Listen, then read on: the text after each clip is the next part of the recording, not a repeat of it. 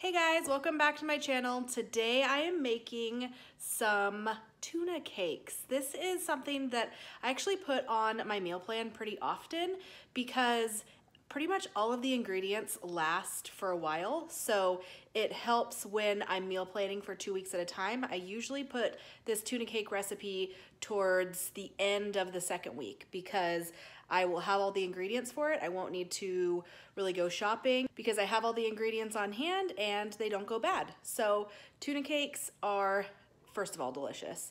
Also, they're super handy to have all the ingredients on hand and not have to worry about anything going bad. So it's a pretty easy recipe. It is listed down below. I will also talk about how much of everything I'm putting in as I do it, but if I'm going too fast, just check it out down below. While you're down there checking out the recipe, make sure you press that red subscribe button so you never miss any of my videos. Let's get started on making some tuna cakes. So here we have all of the ingredients for tuna cakes. I will talk about each one. I opened the cans of tuna and now I have an audience because they know the sound of the tuna can.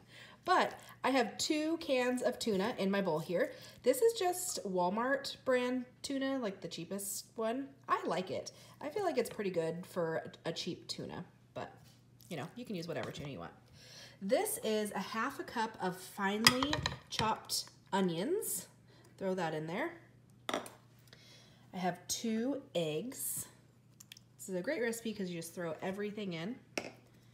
Then I have a whole jalapeno. So when I cut the jalapeno, I take the seeds out and like the white membrane on the inside. That's what's the spiciest. So if you keep that in, you'll probably want to do like 1/2 or 1/4 of a jalapeno, but taking that out takes most of the spice out, but still you get the jalapeno flavor. So that's a whole jalapeno and a 1/2 cup of almond flour.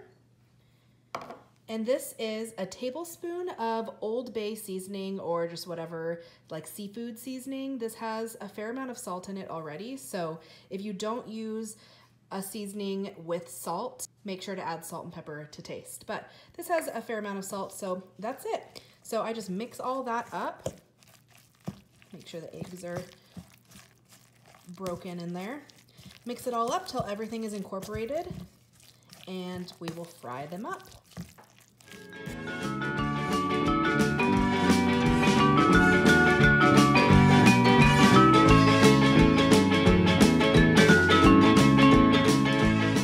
We are over at the stove now, so I have my tuna cake mix. When I make the tuna cakes, I use this cookie scoop. This is linked down below. It's a big cookie scoop. It's handy for cookies, but also for these tuna cakes because it keeps them all in nice consistent size. I also have slices of cheese over here. I use my big Tillamook cheddar block that I got in my last grocery haul. And I like to slice the cheese pretty thick actually ahead of time and just have them right here. And then I have my pan with probably about, there's probably 1/4 cup of avocado oil in there. So I'm just letting that get hot and then I will scoop my tuna cakes into the hot oil and let them firm up.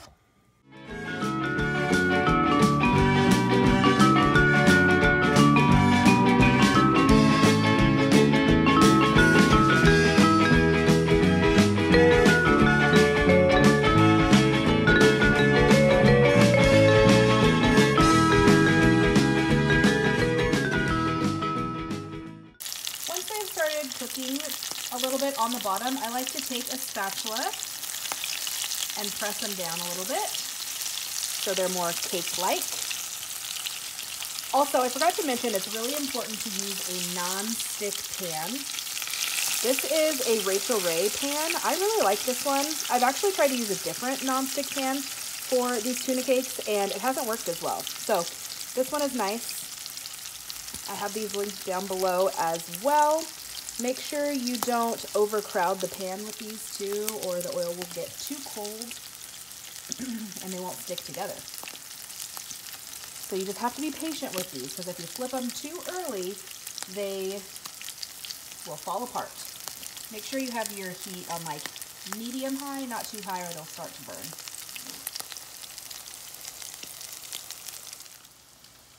So you know that it's time to flip when the bottoms start getting pretty brown and it starts to stick together.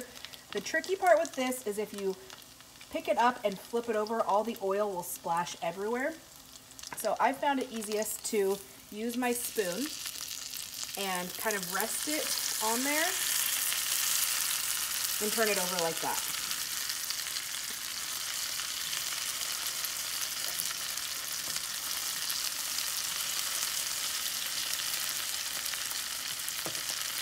Then at this point, I put the cheese on. So it has enough time to melt.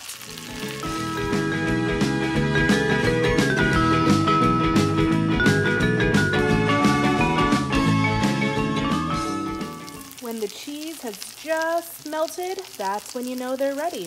So just take them out, and I like to put them on a plate with a paper towel. They're a little oily, like that.